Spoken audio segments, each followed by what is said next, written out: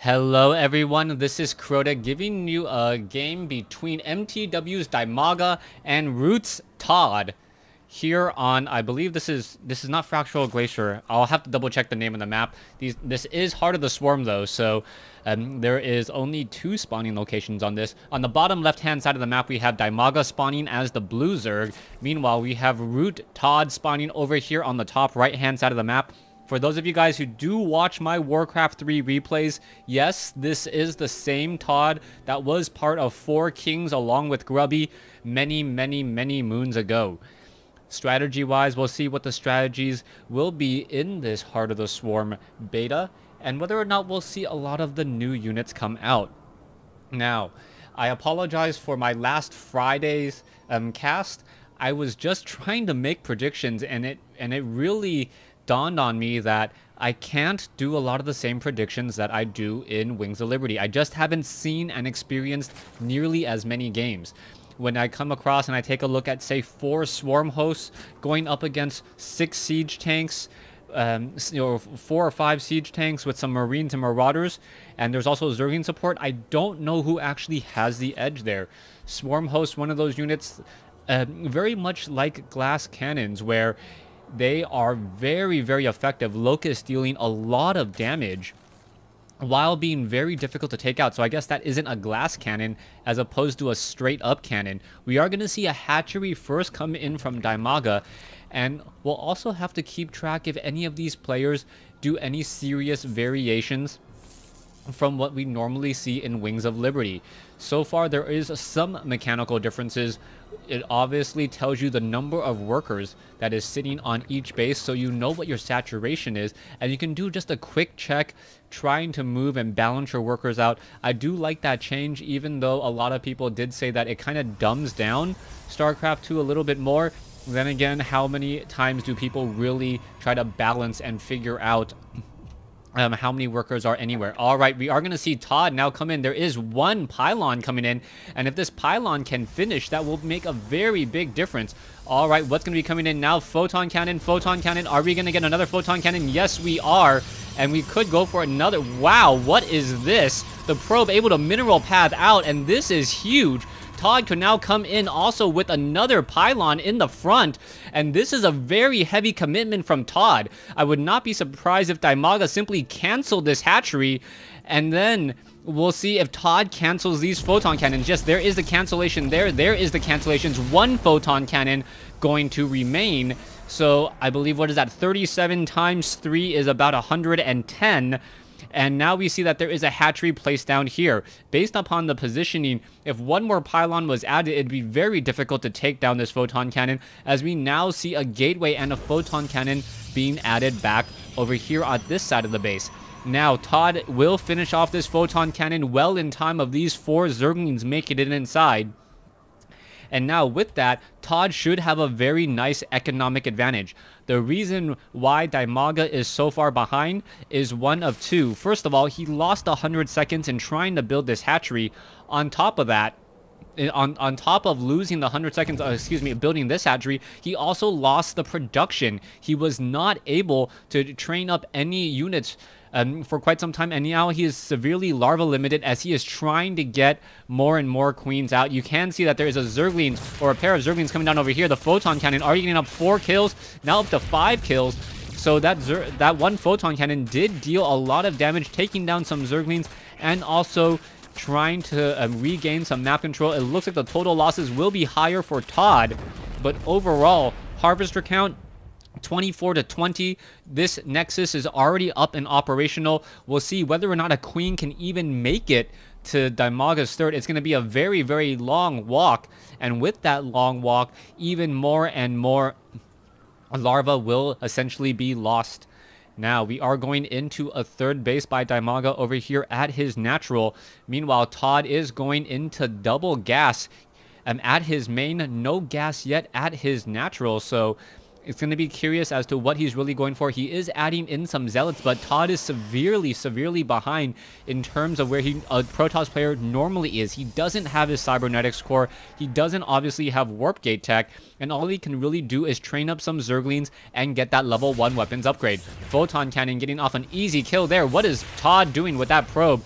Baiting another unit, and now a Zealot could make its way over, perhaps trying to get off some easy shots there. So we may be having that in just a moment. Zealot not going to be able to catch up as a probe still dancing around. We are going into that Mothership core. The Mothership core has been rebalanced, if you guys did not hear. The Mothership core now a much more mobile unit that doesn't just simply sit inside the base. The Purify automatically moves it closer, and you can see that faster movement speed on that Mothership core. It does have a standard attack now with a range of 5, and it also has a Purify ability that will teleport it back to that Nexus to act as base defense. Also, the Mothership core also has a recall ability, but it's more like a Scroll of Town portal than, say, a recall where you call units towards it. It actually moves all of your units back home. So we'll see whether or not this will be utilized here, as we now see Zealots now trying to come in, get some damage off onto that one queen here. And now you may see that the Mothership core, yes, the Mothership core can move and attack move at the same time, and this is going to be a huge problem, as now the queen's still dancing around. The Zealot gonna get in some easy shots here, and now if the Stalker tries to disengage, level 1 weapons upgrade not yet completed on the Zealot, so the timing not exactly right there, as the Mothership core is backing off. It is down to 10 shields and able to move away in time. Zergling's now trying to make its way over, and if the Mothership core actually protects that Stalker, no, it is not. The Mothership core should perhaps be making its way off to the north to try to help that Stalker. The Mothership core does move a little bit slower, though, as is the Mothership core going to actually be able to do anything? That is the question. Now the Zerglings are running around. The Mothership core getting in some shots there, and does it get a kill? Yes, it does. It may get another kill there, so a total of 3 kills, as those Zerglings are not going to be able to do much of anything. Here we go. Zerglings now making their way over, and yet getting quickly taken out by the Photon Cannon. But there was some losses there, and now Zerglings managing to take down another proxy pylon that ToD was able to set up. ToD still behind now in terms of overall supply, currently down by 14.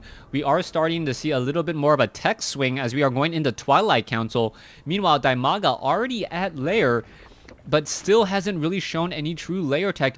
Now finally going for that Glio Reconstitution. Overlord now making its way in. Sentry's perhaps going to be able to get off some shots here and perhaps take down this Overlord. Also going to be very interesting, as the Mothership core is going to change how Zerg players leave Overlords at their Protoss players expansions or Protoss players bases. You've got to remember that because the Mothership core is a natural flying unit, it can actually get into these outlying areas, and it also has a base attack, so that's going to be very effective for that Mothership core. The Mothership core also a very useful unit. You can see there's that Purify, that Energize, and that Recall. We'll see how that Recall will be used. I call it more of a Scroll of Town portal than anything else, as we are now going into a probe, now trying to make its way off over here. Zerglings chasing after the probe. What is going to be happening? A Zealot warped in only to die, and in comes some force fields. Is it going to be enough force fields now coming in?